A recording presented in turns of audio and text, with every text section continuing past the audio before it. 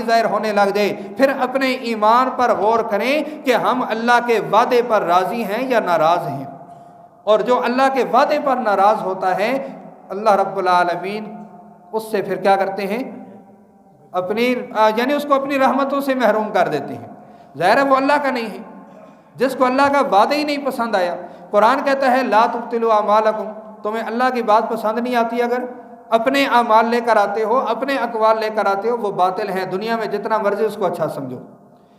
تو پہلی بات ہمیں یہاں سے ملی وَكُلًّا وَعَدَ اللَّهُ الْحُسْنَى، جب اللہ نے اچھائی کا وعدہ کر لیا، پھر مجھے یہ اختیار نہیں کہ میں کسی بھی صحابی کے اوپر زبانیں دراز کرنے لگ جاؤں، اس لیے کہ اللہ رب العالمین نے واضح کر دیا السابقون الاولون من المہاجرین والانصار والذین اتبعوہم، جنہوں نے ان مہاجرین و انصار کی اتباع کی، ان ساری قسم کے صحابہ سے رضی اللہ عنہ، اللہ ان سے راضی ہے۔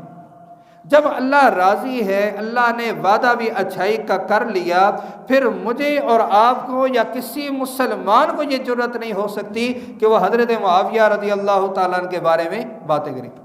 یا تو ہمیں یہ نظریہ قائم کرنا ہوگا کہ قرآن پاک سے بڑھ کر فلاں مورخ کی کتاب ہے معاذ اللہ، اگر یہ نظریہ قائم کرتے ہیں تو پھر لگا رہے وہ بندہ جس کا یہ نظریہ ہے۔ لیکن ہمارا ایک عقیدہ یہ ہے، ہمارا ایمان یہ ہے کہ دنیا کی ساری کتابیں ایک طرف، قرآن مقدس ایک طرف، ہم قرآن پاک کو سب سے بہترین کتاب ماننے والے ہیں، اس لیے کہ یہ لا ریب فیہ، یہ رب تعالیٰ کا کلام ہے، اور جو رب تعالیٰ کے کلام سے متفق نہیں ہے تو پھر اس کا انجام بھی جہنم ہے۔ قرآن پاک کا یہی فیصلہ ہے۔ نمبر 2، امام الانبیاء صلی اللہ علیہ وسلم، تمہید میں میں ساری باتیں عرض کر چکا ہوں۔ آپ علیہ السلام کی بھی تعلیم موجود ہے۔ نبی علیہ السلام کی تعلیم میں حضرت معاویہ رضی اللہ تعالیٰ عنہ کے لیے متعدد دعائیں موجود ہیں۔ جامع ترمذی میں واضح دعا موجود ہے کہ اللہم اجعلہ ہادیا مہدیا واہد بہ۔ امام الانبیاء صلی اللہ علیہ وسلم دعا کر رہے ہیں، اور دعا کرنے والے نبیوں کے امام پیغمبر ہیں۔ یا تو بندہ یہ نظریہ قائم کرے کہ جی نبی اکرم صلی اللہ علیہ وسلم کی معاذ اللہ رب العالمین دعائیں قبول ہی نہیں کرتا، لیکن بعد میں یہ جو لوگ ہیں ان کی دعائیں قبول ہوتی ہیں۔ ایسا نظریہ مسلمان کا نہیں ہوتا۔ مسلمان کا نظریہ یہ ہے کہ نبی علیہ السلام جس وقت قیامت کے دن شفاعت کبریٰ کریں گے، اس وقت جب آپ کا سر سجدے میں ہوگا، تب بھی اللہ رب العالمین فرمائیں گے کہ ارفع رأسک، اپنا سر اٹھائیے، سل، آپ مانگیں تو آپ کو دیا جائے گا۔ ہمارا تو نظریہ یہ ہے کہ نبی علیہ السلام سے بڑھ کر مستجاب الدعوات کون ہو سکتا ہے، اور آپ صلی اللہ علیہ وسلم دعا کر رہے ہیں کہ اے اللہ معاویہ کو ہدایت والا بنا، ہدایت پر کاربند بنا، اور ہدایت ان کے ذریعے پھیلا۔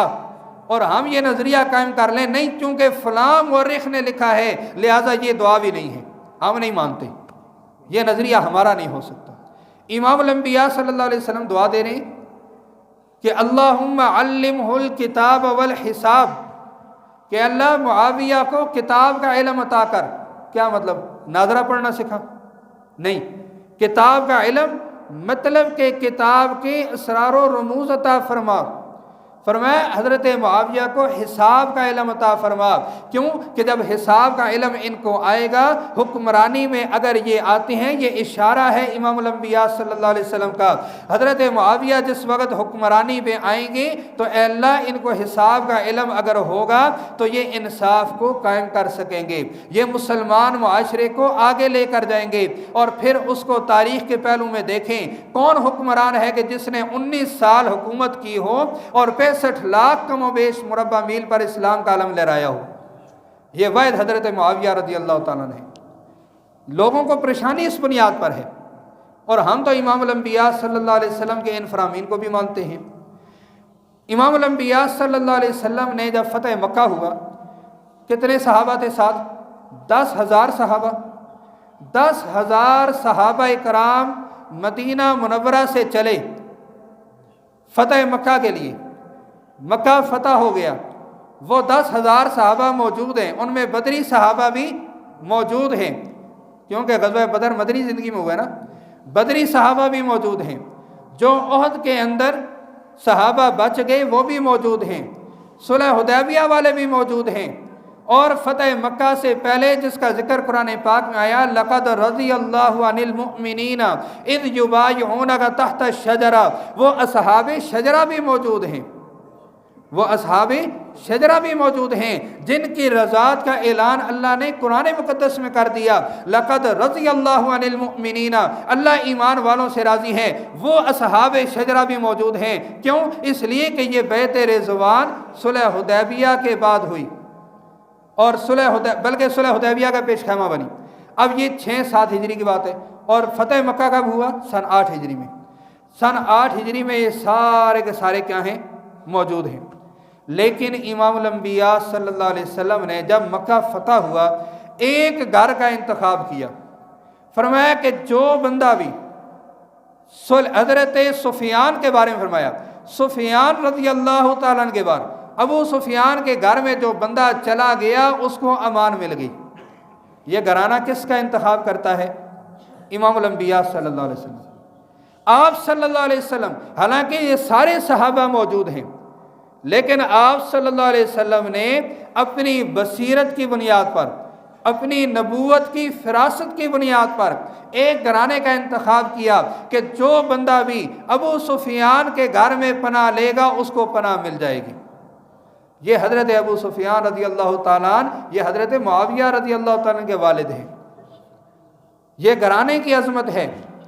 اور آپ صلی اللہ علیہ وسلم کا نکاح ہوا حضرت ام حبیبہ رضی اللہ تعالیٰ عنہ سے۔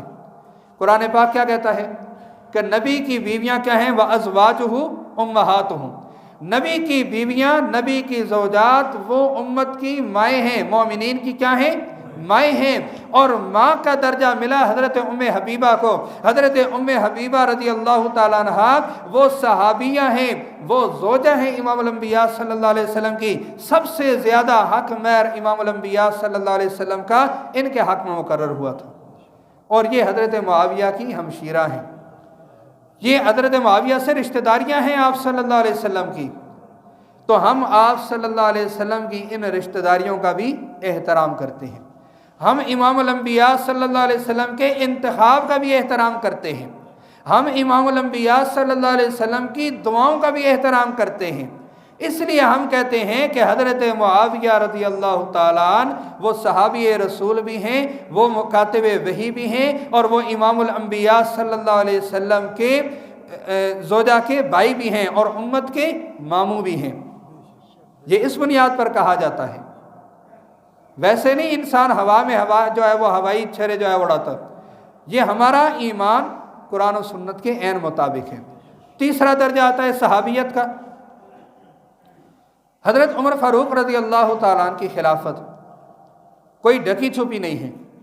حضرت عمر رضی اللہ تعالیٰ عنہ کا عدل و انصاف مشہور ہے، زد عام ہے۔ عدل فاروقی کوئی ڈھکا چھپا نہیں، جو حضرت عمر کو نہیں مانتے وہ بھی اس کو مانتے ہیں کہ ان کا انصاف۔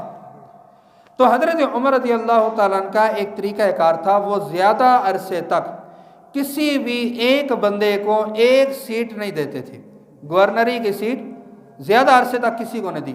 واحد حضرت معاویہ رضی اللہ تعالیٰ عنہ ہیں کہ جن کو جب گورنر بنایا پھر آخر تک دوبارہ ہٹایا نہیں۔ وجہ کیا تھی؟ وجہ یہ تھی کہ حضرت معاویہ رضی اللہ تعالیٰ عنہ سیاسی بصیرت رکھنے والے تھے، آپ کی ایک شجاعت تھی، آپ کا ایک دبدبہ تھا، آپ کو پتہ تھا کہ اصول حکمرانی کیا ہیں، کس طرح عوام کو لے کر چلا جا سکتا ہے۔ تو حضرت معاویہ رضی اللہ تعالیٰ عنہ کو سب سے مشکل ترین مقام پر حضرت عمر رضی اللہ تعالیٰ نے جب گورنر بنایا پھر آخر تک ہٹایا نہیں۔ یہ حضرت عمر رضی اللہ تعالیٰ عنہ کا عمل ہمارے لیے قابل احترام ہے، اس لیے کہ نبی اکرم صلی اللہ علیہ وسلم نے کیا فرمایا؟ علیکم بسنتی و سنت الخلفاء الراشدین المہدیین، تم پر میرے خلفائے راشدین کی سنت بھی کیا ہے؟ لازم ہے۔ تو ہم ان کی سنت یعنی حضرت عمر رضی اللہ تعالیٰ عنہ جو خلیفہ راشد ہیں، ان کی سنت، ان کا طریقہ حضرت معاویہ کے بارے میں ہم قابل احترام سمجھتے ہیں۔ کیوں؟ کہ نبی علیہ السلام کا فرمان ہے۔ اسی طرح صحابیت کی لڑی میں خلفائے راشدین سے ہٹ کر دیکھیں، جب حضرت عمر رضی اللہ تعالیٰ نے حضرت عمیر رضی اللہ تعالیٰ کو ہٹایا، ان کی سیٹ پر حضرت معاویہ کا تقرر ہوا۔ یہ تاریخی پہلو بھی ہمیں پتہ ہونے چاہیے۔ خالی تاریخ یہ نہیں ہے کہ دائیں بائیں ادھر ادھر سے جوڑ کر کہا جی فلاں مورخ نے کہا، نہیں، حضرت عمیر کو ہٹایا، حضرت معاویہ رضی اللہ تعالیٰ کو لگایا۔ تو حضرت عمیر رضی اللہ تعالیٰ سے جس وقت لوگوں نے کہا کہ جی معاویہ ایسے ایسے ایسے، کیونکہ سیاست میں یہ چیزیں ہوتی ہیں، یہ کوئی مشکل بات نہیں ہے سمجھنی، آج بھی آپ سمجھ لیں کہ ایک سیاسی بندہ جب سیٹ چھوڑتا ہے یا اس کو چھڑوائی جاتی ہے کہ تم چھوڑو فلاں آئے گا، ہمارے ہاں تو ٹکٹ جو ابھی منتخب ہی نہیں ہوا بندہ، اس کا ٹکٹ لے کر دوسرے کو دے تو یہ وویلا کرنا شروع کر دیتا ہے۔ یہ سیاسی ماحول اس وقت بھی تھا۔ حضرت معاویہ کو لگایا تو جو حضرت عمیر رضی اللہ تعالیٰ عنہ کو ہوا دینے کے لیے کچھ لوگ آگے بڑھے۔ منافق دور پیغمبر میں تھے، دور فاروقی میں ہونا کوئی مشکل بات نہیں ہے۔ آپ صلی اللہ علیہ وسلم کے دور میں منافق نہیں تھے؟ غزوہ احد سے کون الگ ہوئے تھے؟ منافق ہوئے تھے۔ اذا جاء المنافقون، منافق دور پیغمبر میں تھے، تو دور فاروقی میں جب 22 لاکھ مربع میل تک اسلام پھیل گیا تو منافق کا ہونا کوئی نئی بات نہیں تھے۔ فوراً حضرت عمیر کے پاس چلے گئے، وہ جی معاویہ ایسے۔ حضرت عمیر نے یہ نہیں کہا کہ جی بالکل تم ٹھیک کہتے ہو، میں دوبارہ جو ہے وہ الیکشن میں آؤں گا، نہیں، فرمایا لا تذکروا، معاویہ کا ذکر برے الفاظ سے نہ کہنا، فَإِنِّي سَمِعْتُ، میں نے سنا ہے نبی اکرم صلی اللہ علیہ وسلم سے کہ اللہم اہدی بہ، اے اللہ معاویہ کے ذریعے ہدایت کو پھیلانا۔ حضرت عمیر کی یہ روایت جا کر دیکھیں، آپ کو ملے گی، پھر الاستیاب کے اندر موجود ہے۔ تو دائیں بائیں ادھر ادھر کے جھکاؤ سے ہمارا کوئی واسطہ نہیں، ہمارا تعلق ہے صحابی کے اس عمل کو ہم قابل احترام سمجھتے ہیں، صحابہ کی ان باتوں کو قابل احترام سمجھتے ہیں، کیونکہ ہمیں اللہ نے پابند کیا، ہمیں رسول اللہ نے پابند کیا۔ تو جب یہ باتیں ساری ایک طرف آ گئی، اب آخری بات جو میں نے شروع میں کی تھی کہ جب ہم قرآن سے ہٹیں گے، رسول اللہ کے فرامین سے ہٹیں گے، صحابیت میں ہم جو ہے وہ اچھے برے کی تمیز کرنی شروع کر دیں گے اور دائیں بائیں ادھر ادھر لگیں گے، پھر ہم سے دین اسلام چھوٹ جائے گا، پھر ہم بدعات کی طرف آئیں گے۔ اس کی روشن مثال 22 رجب، یہ جو رجب کا مہینہ جا رہا ہے، 22 رجب، ایک طرف 65 لاکھ مربع میل کا فرما روا کم و بیش حضرت معاویہ رضی اللہ تعالیٰ عنہ کی وفات، دوسری طرف ایک نام نہاد عمل آتا ہے 22 رجب کے کنڈے۔ اب یہ کنڈا لفظ جو ہے یہ عربی کا ہو ہی نہیں سکتا، میں نے کل بھی درس حدیث میں بات کی تھی، کنڈا لفظ نہیں ہو سکتا، اس لیے کہ ڈال عربی کے حروف تہجیمی نہیں ہے۔ یہیں سے پتہ چلتا ہے کہ یہ رجب کے کنڈے یہ کہاں سے چلے، آیا یہ دور عرب میں تھے یا حضرت معاویہ رضی اللہ تعالیٰ عنہ کے اس ایام میں لا کر لوگوں کو کھڑا کر دینا۔